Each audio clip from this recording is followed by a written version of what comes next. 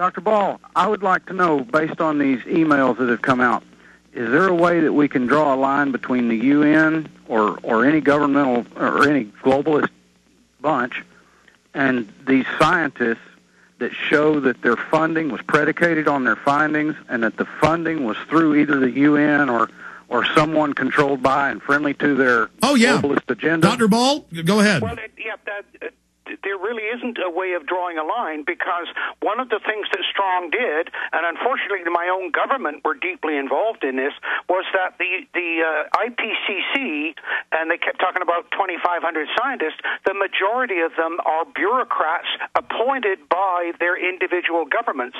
And as Lindzen said when he finally resigned from the IPCC, he said these people know nothing about climate. They're simply put on there because they will parrot the government position.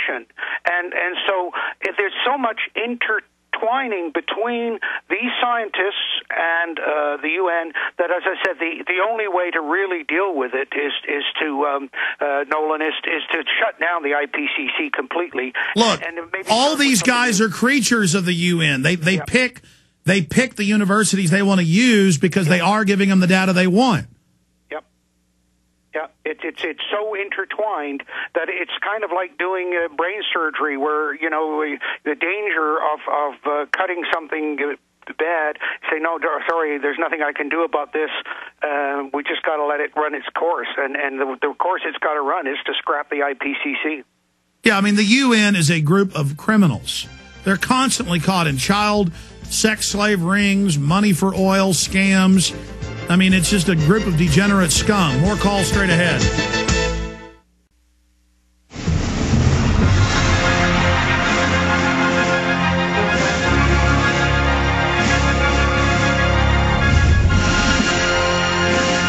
Daryl Rundis to talk about a host of issues in studio with us. And we'll take calls as well while he's with us. I'm going to go over a bunch of news and comment it with Daryl.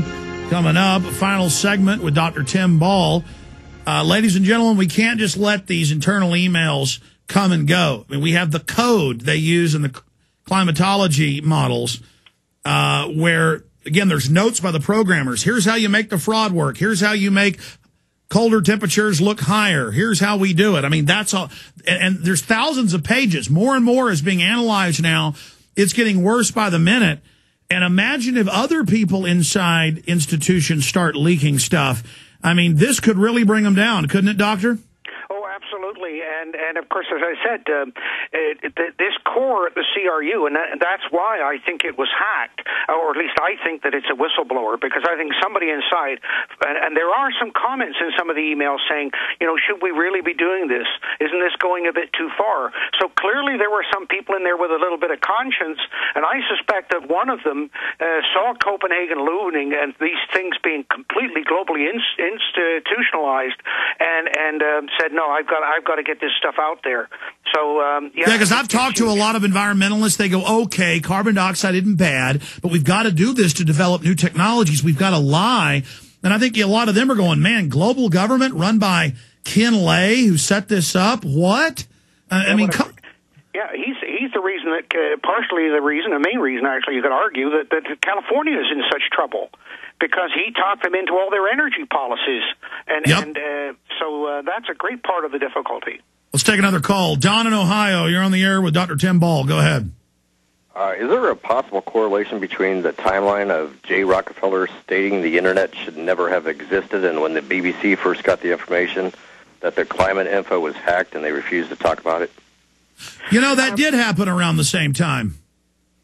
Yeah, I think that's a very good point, and of course what we're seeing here is the value of the Internet, because up until that really came on the scene, information, which we've always known was power, was initially controlled by the monarchies and so on, and then, of course, the establishment of the U.S. and democracy, and the whole Fathers of Confederation saying, no, everything's got to be available to everybody, and everybody's got to have some input to it. But that really didn't materialize until the Internet came out there.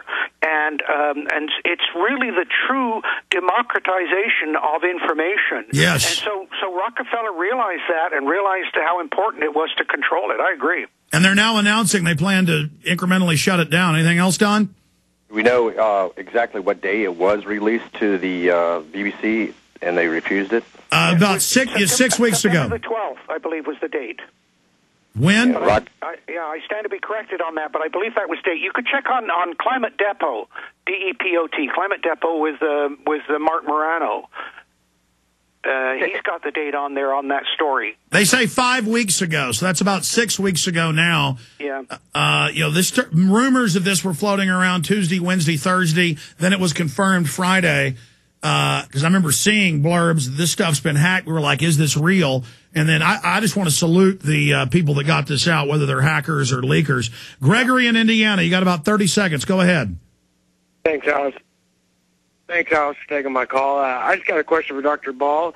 If these guys were to get charged, where would the jurisdiction be in the courts? Would it be in the U.S. or in Brussels, in the international court?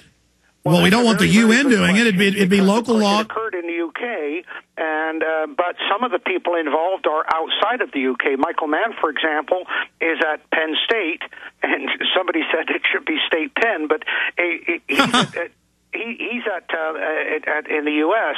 So, yeah, possibly, and certainly because of the involvement of the United Nations making it global, maybe the World Court is the venue. But the difficulty is the World Court hasn't got a particularly good track record either. Yeah, they're run by the same people. Yeah. Dr. Tim Ball, I want to get you back up again in the next few weeks. Have a great weekend coming up, a great Thanksgiving. God bless you for your courage in the face of these criminals. You have come out smelling like a rose. We salute your courage. Thank you, Alex, and thank you for the opportunity to get my word out.